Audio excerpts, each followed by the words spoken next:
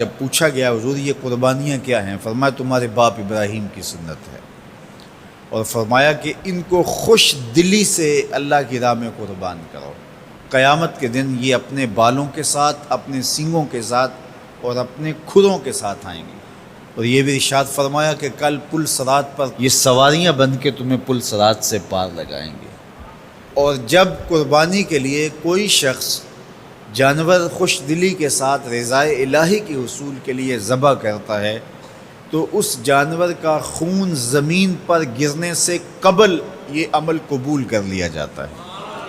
اور یہ بات بھی ذہن میں رکھیے گا کہ ایام نہر یہ 3 دن جو خون بہانے کے ہیں، 10، 11 اور 12 تاریخ، ان ایام میں آپ جو بھی عمل کریں، نماز پڑھیں اور دیگر صالح اعمال کریں، بہت قابل قبول ہیں اور اللہ ان کو قدر کی نگاہ سے دیکھتا ہے۔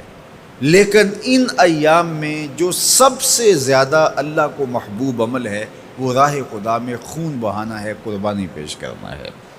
تو قربانی کا کوئی اور متبادل نہیں ہو سکتا۔ کچھ لوگ یہ فلسفہ ان دنوں کے اندر بیان کرتے ہیں کہ 20-50 ہزار کی قربانی کرنے کی بجائے اتنے اگر کسی غریب کو دے دیے جائیں تو اس کے 2-3 مہینے خیریت سے گزر جاتے ہیں، اور وہ گھر کے اندر جو ہے وہ ضرورت کی چیزیں ڈال لے تو گوشت تو 2-4 دن کے اندر کھایا پیا جاتا ہے، ختم ہو جاتا ہے۔ لیکن اگر اتنے پیسے کسی غریب کے گھر دے دیے جائے تو یہ اچھی بات ہے۔ تو اسلام کب اس عمل سے روکتا ہے؟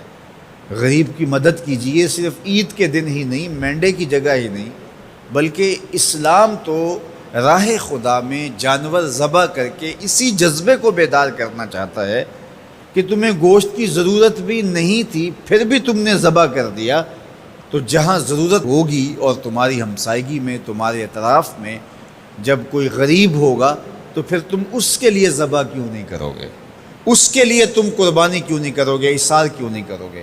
یہاں تو پھر بھی ہم گوشت خود کھا لیتے ہیں یا غرباء میں بانٹ دیتے ہیں، لیکن منا کی وادی میں جہاں لاکھوں قربانیاں پیش کی جاتی ہیں، وہاں تو جانور کاٹ کے اس کو ذبح کر کے بس چھوڑ دیا، اس کے گوشت سے غرض ہی نہیں ہوتی۔ زیادہ تر حجاج ایسے ہوتے ہیں جن کو یہ بتا دیا جاتا ہے کہ تمہاری قربانی کر دی گئی ہے، اور وہ فون کال کے انتظار میں یا حکومت وقت کی جانب سے دیے گئے وقت کے بعد حلق کروا دیتے ہیں۔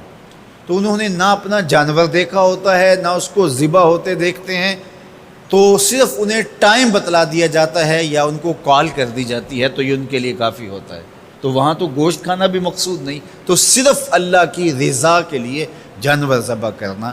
تو جب رضا الہی کے لیے جانور ذبح کرنے کا جذبہ پیدا کر کے تمہیں راہ خدا میں خرچ کرنے کی ترغیب دی جاتی ہے تو پھر تم پورا سال خرچ کرو گے، تمہارے لیے کوئی مشکل اور کوئی مشقت نہیں ہوگی۔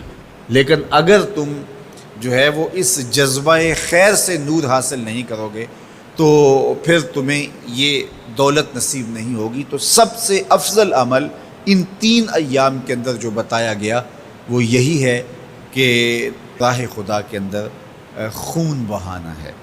اللہ کے محبوب علیہ الصلوۃ والسلام کی خدمت میں جو ہے وہ مینڈے لائے گئے جو چتکبرے تھے، اور حضور علیہ الصلوۃ والسلام نے اپنے مبارک ہاتھ سے ان کو ذبح کیا۔